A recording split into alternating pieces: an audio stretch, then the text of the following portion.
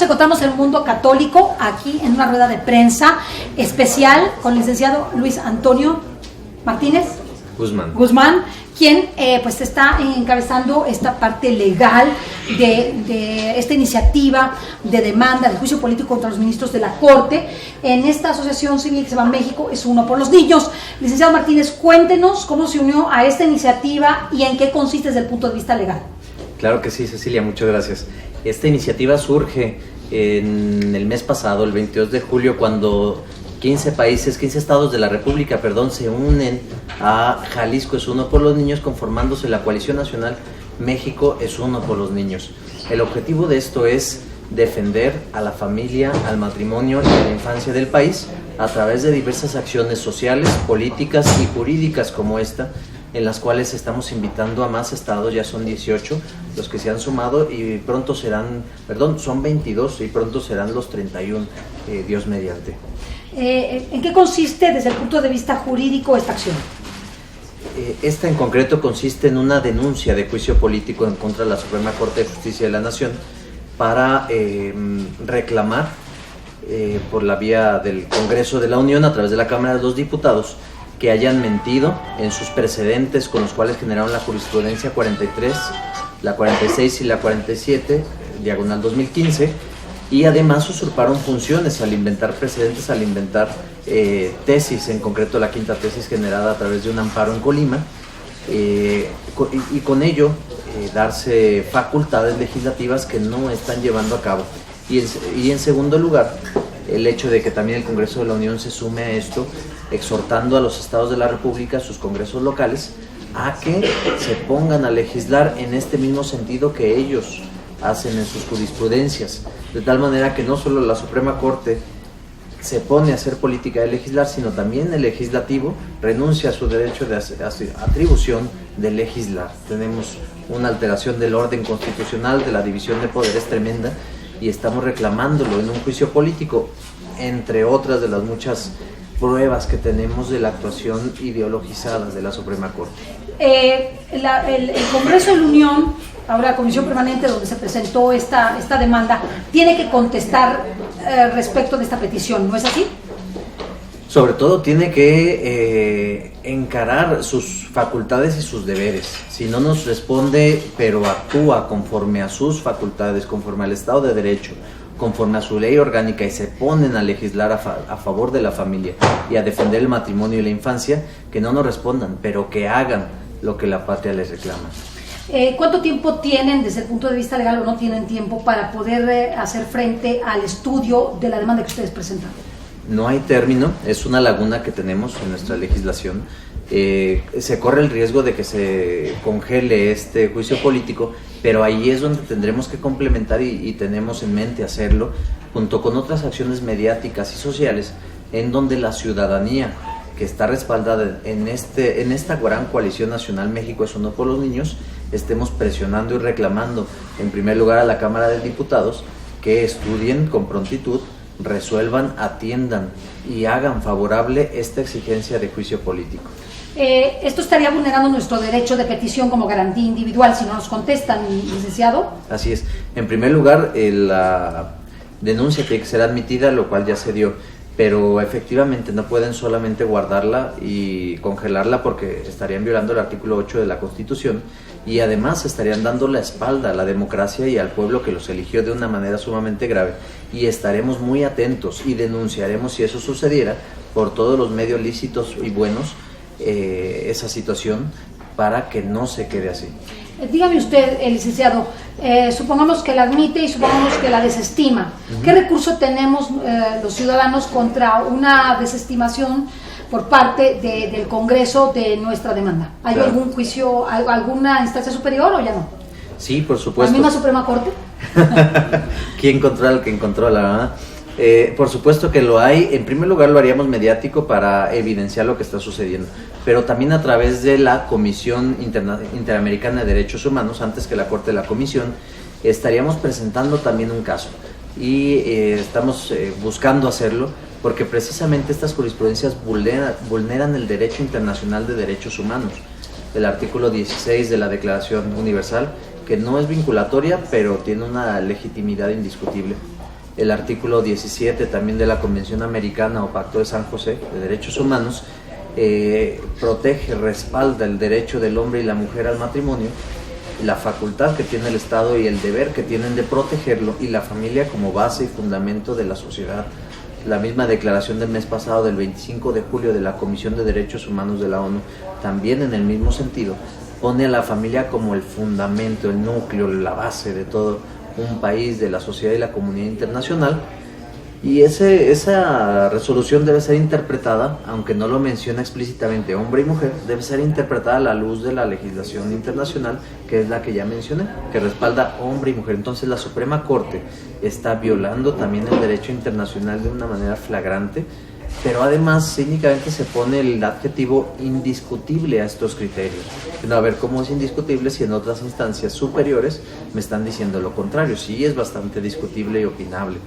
En la misma Corte de Estrasburgo, en la Unión Europea, también se pronunció en ese sentido, que los países no están obligados a llamarle matrimonio a las uniones legales, y que también si no se legisla de esta manera no se violenta ni se discrimina los derechos de estas comunidades de las que estamos hablando.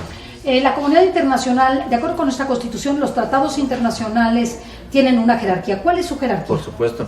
En la reciente reforma de derechos humanos se coloca en el artículo primero a los tratados internacionales suscritos por México, ratificados por el Senado y en concreto en el tema de derechos humanos al mismo nivel que la Constitución, son parte de la Constitución. Entonces estamos hablando de que el artículo 17, que protege a la familia y que protege al hombre y mujer como base, esta unión base del matrimonio, es materia constitucional, y la Corte, como bien con tu pregunta das en el clavo, la Corte no puede interpretar lo que es explícito, claro. No es interpretable. ¿Cuál sería la sanción por parte de estos organismos internacionales que tutelan estos tratados a la nación mexicana, porque los ministros representan a la nación mexicana? Así y es. También por tanto los ministros? Sí, sería un caso de la coalición, una asociación civil que no está constituida, pero sería una asociación civil en contra del Estado mexicano en este tema. El caso se formularía así, siempre es así, y la resolución iría en el sentido de obligar al Estado mexicano a través de la Suprema Corte a declararse en el sentido de proteger al matrimonio entre hombre y mujer. O sea que es revertible. Podemos decir que es revertible. Por supuesto, no solo desde la vía internacional a través de esta resolución de la Comisión, incluso si llegan a ignorar la resolución, viene la segunda instancia, que es la Corte Interamericana. Okay. Y tiene una fuerza tremenda, tiene un peso político que no se puede negar al Estado mexicano a seguirlo. Y no solamente están esas dos, sino que además la ley de amparo prevé la sustitución de jurisprudencias, de tal manera que si ahorita este criterio fue el que emitió la Suprema Corte a través de la primera sala, la segunda sala puede pronunciarse en un sentido contrario y el pleno de la Suprema Corte puede sustituir los criterios y generar una nueva jurisprudencia. Muy interesante. Sí. Quiero entender un poquito más qué le pasa a los estados. O sea, esta jurisprudencia emitida por la Corte obliga a las legislaturas locales a cambiar sus códigos civiles y su constitución. Excelente pregunta. Ahorita en diversos estados, diversos políticos, ya sea legisladores, gobernadores, como sucede por ejemplo en Morelos, incluso actores dentro de los partidos no electos, han intentado engañar a la ciudadanía. Han dicho que está proponiendo leyes, proponiendo reformas, diciendo a la gente que no es por ellos, sino es porque los obliga la Suprema Corte. Están obligados por ley a hacer esas reformas y sin embargo es lo más lejano a la verdad. Es una mentira flagrante. Estas resoluciones, estas jurisprudencias no tienen ninguna capacidad de obligar a ningún poder ni legislativo ni ejecutivo a obrar en consecuencia. Eso quiere decir que localmente ningún congreso local, ningún órgano jurisdiccional local está obligado a fallar conforme la jurisprudencia de la Corte. Así es. A pesar de la existencia de estas jurisprudencias, no hay ni un solo congreso local que tenga la obligación de reformar sus códigos civiles. No existe tal cosa. Pero una persona de a pie, es decir, como esta servidora, que invocara esa jurisprudencia por haberse dado la negativa de una unión, ¿verdad? Que no quiero eso, ¿verdad? Del mismo sexo ante mi poder judicial, podría invocar esta jurisprudencia. Así es. El alcance de esta jurisprudencia precisamente es ese que bien comentas. La información es que una jurisprudencia en este sentido serviría para un amparo que presentara dos personas del mismo sexo que quisieran casarse y que se les hubiera negado el acceso a esta institución en el registro civil. En tal amparo, el juez está obligado en un juzgado de distrito a resolver conforme a estos criterios a favor de ese matrimonio. Sin embargo, aquí todavía hay incluso matices, porque los jueces, los del juzgado de distrito, están obligados solamente en el aspecto resolutivo de la jurisprudencia, no en el aspecto de ejecución. Así es. O sea, tendría que todavía acudir a sus tribunales locales para que le ejecuten esa decisión. Sí, y todavía hay incluso más matices. En los estados en que se contempla el contrato de matrimonio, sí, la jurisprudencia no va en el sentido tampoco del nombre que se le dé al contrato, de tal manera que los jueces no están obligados a llamarle matrimonio en el papel del contrato, sino es un contrato innominado. O sea, todavía hay muchos matices más adelante, que la Suprema Corte no tiene tal alcance. Por eso el órgano ideal para estas cuestiones es el legislativo. La manera en que deben resolverse estas cosas es el legislativo. ¿Y por qué no lo hacen por esa vía estos actores, estos activistas del tema que estamos tratando? Porque precisamente en el legislativo lo que se necesita es la representatividad de la sociedad, y no la han tenido. Por eso los alcances de una Suprema Corte están limitados. Cuando yo estudié la división de poderes, me quedaba muy claro que el Poder Judicial dirimía controversias y declaraba la inconstitucionalidad de las leyes, pero no legislaba. ¿Qué es lo que está sucediendo actualmente? Para eso estaba el legislativo. Exactamente. Cuéntame. No, pues que los autores de la división de poderes, en donde quiera que estén, han de estar retorciéndose. Lo que está sucediendo aquí es una aberración, atentado al sistema orgánico de nuestra Constitución, nuestras bases que sostienen el orden público. La Suprema Corte está legislando al inventarse un precedente ficticio en el caso del amparo de Colima. Están literalmente ejerciendo un acto legislativo que queda totalmente fuera de sus facultades. Estamos ante algo ridículo. Yo creo que ellos desgraciadamente están aprovechando la ignorancia del pueblo en general, reuniéndose para de manera subrepticia, de manera tramposa, exhibir argumentos inexistentes. Entonces piensan, nadie lo va a leer, esto nadie, es un tumbaburros, aquí una sentencia de 200 páginas, nadie la va a leer, pero qué sorpresas se pueden llevar. Así es, y eso es importantísimo, porque los ciudadanos mexicanos normalmente vemos, y así debería ser, a la Suprema Corte de Justicia con una pulcritud y un prestigio jurídico tremendos. Cuando se hace uno la pregunta que escuché hace un momento sobre si la Suprema Corte actuó con ignorancia o con mala intención, aún suponiendo cualquiera de los casos, un ciudadano no se espera la palabra ignorancia de parte del más alto tribunal jurídico, donde están los más altos jurisconsultos de la nación. Entonces, ignorancia sería, si hay el concepto de ignorancia culpable, aquí sería una ignorancia culpable a nivel superlativo. Entonces, simple y sencillamente nosotros como ciudadanos de a pie, pues tenemos el derecho de leer todo esto, tenemos el derecho de manifestarnos, tenemos el derecho de ir y que se nos respeten nuestros derechos, tenemos el derecho de ser escuchados, y todo esto, pues creo que México ha empezado a despertar, nuestro pueblo, nuestra ciudadanía y nuestros profesionistas, nuestros abogados han empezado a responder frente a la avasalladora actuación del Estado para subordinar su pensamiento o hacer que nuestro pensamiento sea el que predomine y subordinar de esa manera a los gobernados. Así es, de algún modo estamos viviendo lo que Gramsci decía, están tratando de, a través de las instituciones que controlan la hegemonía, sustituir diversos conceptos, en este caso el de familia, a través de la escuela, la familia y la iglesia. Ya el tema del dominio a través de los órganos públicos está pasando a segundo plano, y es importante también considerar que la Suprema Corte de Justicia, a través de estas acciones, está ella misma despertando a la ciudadanía. Estamos, como bien dices, ejerciendo lo que los mismos ministros y cualquier político de cargo de elección al rendir protesta dice, que la patria me lo reclame. Eso estamos haciendo aquí. Pues me parece muy interesante pues su exposición. Yo quisiera que le hiciera una invitación a todos los abogados de México a sumarse a esta iniciativa de ustedes, de México es uno por los niños, sobre todo desde el punto de vista legal. Claro que sí. A mí una de las cosas que me impactan más de Benito Juárez, a lo mejor piensa que no tiene que ver, sí tiene que ver, es que él ganó todas las batallas sabiendo derecho. Entonces les demostraba a todos los demás que lo legal era lo más importante y no podían hacer nada. Sí, es muy importante. Es muy importante. Entonces, creo que nosotros podemos sumar como abogados a todos los abogados de México para que respeten la ley, para que hagan respetar la ley.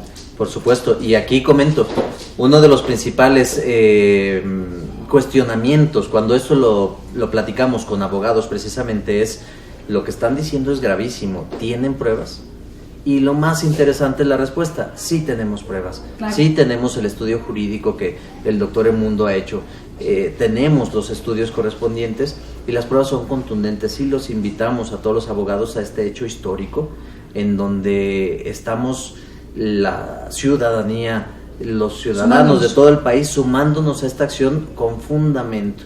Y lo que comentas de Benito Juárez es importantísimo porque claro. Precisamente el tema del Estado laico, que de una manera se ha tergiversado en diversos momentos, en este momento también está siendo vulnerado, porque el tema de la ideologización del Estado vulnera el Estado laico. Claro, es como una religión, imponerla, te están imponiendo una forma de pensamiento. Así es, en aquel momento la intención era que no se catolizara el Estado, ahora estamos viviendo lo contrario, la ideologización por parte de ciertas estructuras de un Estado que lejos de ser laico está siendo religioso en otro sentido. Te quiero preguntar algo.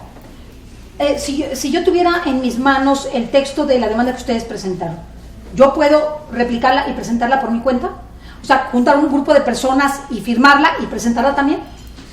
Lo que se daría sería una unión de las diversas demandas, ¿sí? Por supuesto que se puede ejercer una presión ciudadana interesante. Lo que harían ya en el órgano de la Secretaría General del Congreso sería unificarlas en una sola demanda. Claro. Pero por supuesto que se sumaría y es interesantísimo, por supuesto que es un ejercicio muy padre, y no solo en esto, sino también en otras cuestiones, por ejemplo, la ideologización de los libros de texto, las amenazas contra la libertad de expresión que hay en diversos estados, los ataques al Estado laico que pueden presentarse como denuncias penales, como denuncias ante el Consejo Nacional para Prevenir la Discriminación, etcétera, etcétera, etcétera, pero efectivamente, claro, estamos... Ok, o sea, la gente podría que se pongan en contacto con ustedes, ahorita me das los datos, claro se pueden sumarse y presentarla desde sus estados. Así es correcto. O sea, que no tienen ni que moverse. Digamos que desde su estado lo pueden hacer. Perdón, no, ahí sí tendrían que presentarlo aquí en la Oficialía de Partes del Congreso de la Unión, de la Cámara de Diputados, pero pues son cuestiones menores, claro que sí. Así que sumémonos. ¿Y nos quieres dar alguna cuestión final? Por supuesto, invitar a todos los que nos están viendo, particularmente en México, que se sumen, a que participen a través de la coalición México es Uno por los Niños, en su página de Facebook y en su Twitter, que también estarán comunicándose. Súmense, de verdad que esto es una cuestión histórica en la que estamos unidos a nivel nacional, a favor de la familia, a favor del matrimonio, a favor de los niños y a favor del derecho de los padres a educar a sus pequeños. Entonces, esta cuestión es una cuestión muy propositiva, es una estrategia nacional que vale la pena, que previene y favorece a la vez el desarrollo correcto de nuestras familias mexicanas a largo plazo. Licenciado Martínez, muy claro, muchas gracias. Muchas gracias en nombre de Mundo Católico, hasta la próxima. Aquí, por Mundo Católico, construyendo la civilización del amor.